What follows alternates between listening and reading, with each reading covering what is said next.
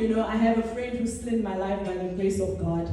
And I used to laugh at her. She used to go out during breaks and she'd be sitting by the grass sharing devotional. And I would just be like, what is wrong with this girl?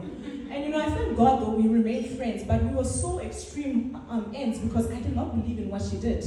And part of the reason why I didn't believe I didn't believe in Christianity was because my father was a deacon, a hardened man in God. But there was a lot about him that I saw that I didn't resonate with as a Christian. And I'm saying that, in a vulnerable state to say, Davina said something, he said it has to show in your life. Yeah. So you are not aware that there are people looking at you. You are calling yourself a Christian, right? You are influencing somebody's decision whether or not to accept Jesus Christ. So you need to understand what you are carrying. You need to know that you are different. You can't just live your life and say I'm a Christian but do any harm. There are people that are looking, and because of you, they will reference you and say, because of that woman, I will never ever believe this Christianity. Imagine having such a testimony against you, right? And that is not who we are. So nonetheless, so I grew up and I came to varsity, and in varsity I was in New J. I met this lady, beautiful woman of God, and they were so excited. They invited me to a fellowship. Till today, I said it was really God that took me there because it's not something I would naturally agree to.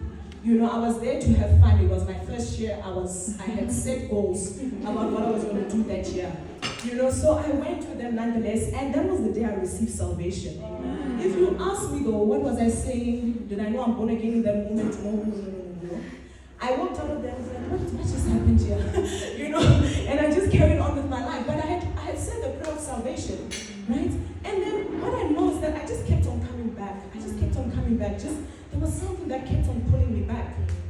And those were the best years of my life in terms of serving God. I always say to people, I serve God like a madman in varsity.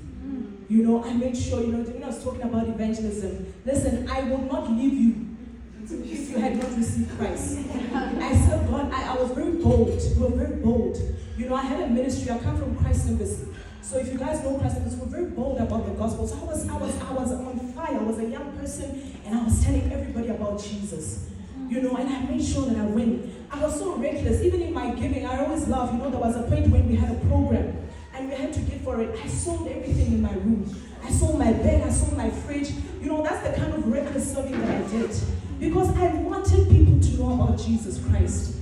And then I left varsity and I went and I worked straight in ministry as expected. And I was in ministry for some time, and then I decided,